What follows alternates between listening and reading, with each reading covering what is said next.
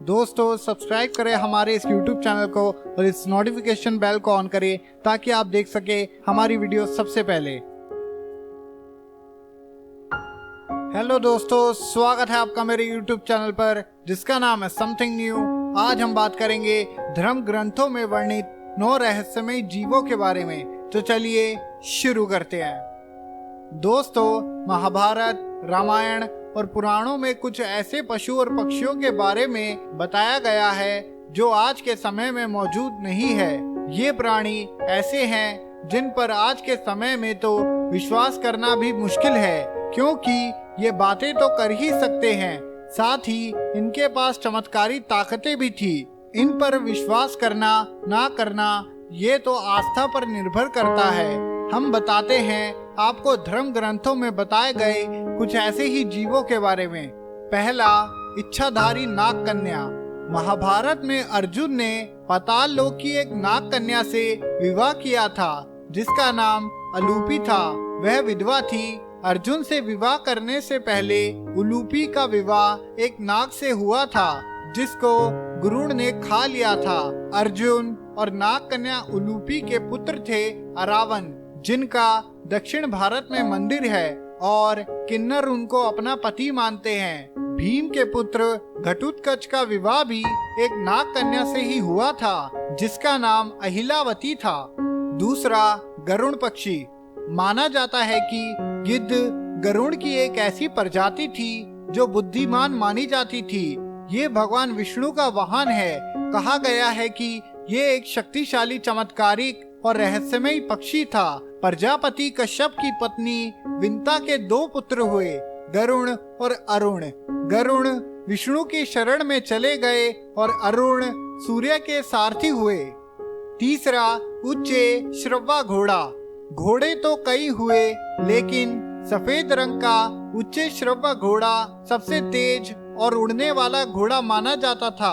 उच्चे श्रव के कई अर्थ है, जैसे जिसका यश ऊंचा हो, जिसके कान ऊंचे हो, या जो अश्व का राजा हो। चौथा, कामधेनु। समुद्र मंथन से एक गाय भी निकली थी जिसे कामधेनु कहा गया। पहले यह गाय जिसके भी पास होती थी उसे हर तरह से चमत्कारी लाभ होता था। इस गाय के दर्शन से भी मनुष्य के हर काम सफल हो जाते थे। दिव्य शक्तियां प्राप्त कर चुकी कामधेनु गाय का दूध भी अमृत के समान माना जाता था। ये जहाँ भी रहती थी वहाँ की खुशियाँ कभी भी खत्म नहीं होती थी। पांचवा, संपाति और जटायु। ये दोनों पक्षी राम के काल में थे। संपाति और जटायु। पुराणों के अनुसार संपाति बड़ा था और जटायु छोटा। ये दोनों विंध्याचल पर्वत की तलहटी में रहने वाले निष्कर ऋषि की सेवा करते थे। छत्तीसगढ़ के दंडकारण्य में गिद्धराज जटायु का मंदिर है। स्थानीय मान्यता के मुताबिक दंडकारण्य के आकाश में ही रावण और जटायु का युद्ध हुआ था। छठा, ऐरावत हाथी। ऐरावत सफेद हाथियों का राजा था। इरा का अर्थ जल है, इसलिए समुद्र में पैदा होने वाले हाथी को ऐरावत नाम दिया गया है। हालांकि इरावती का पुत्र होने के कारण उनको ऐरावत कहा गया है। यह हाथी देवताओं और असुरों द्वारा किए गए समुद्र मंथन के दौरान 14 मूल्यवान वस्तुओं में से एक था। मंथन से मिले रत्नों के बंटवारे के समय ऐरावत को इंद्र को दे दिया गया था। सातवां, शेषनाग। भारत में पाई जाने वाली नाग प्रजातियों और नाग के बारे में बहुत ज्यादा विरोधाभास नहीं है। सभी कश्यप ऋषि की संतानें हैं। पुराणों के अनुसार कश्मीर में कश्यप ऋषि का राज था।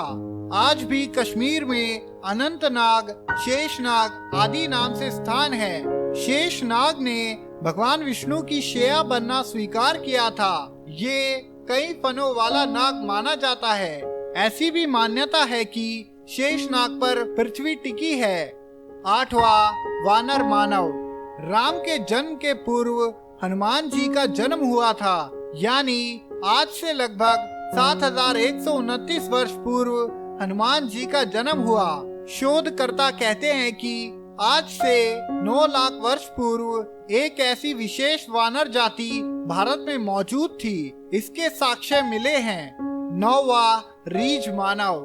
रामायण काल में रीछ नुमा मानव भी होते थे। जामवंत इसका उदाहरण है। जामवंत भी देवकुल से थे। भालू या रीछ प्रजाति का एक हिस्सा थे।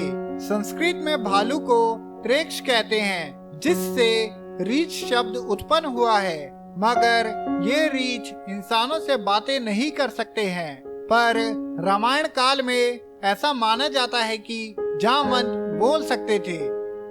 तो दोस्तों, आज हमने बात करी धर्म ग्रंथों में वर्णित 9 रहस्यमय जीवों के बारे में। और कैसी लगी आपको हमारी ये वीडियो?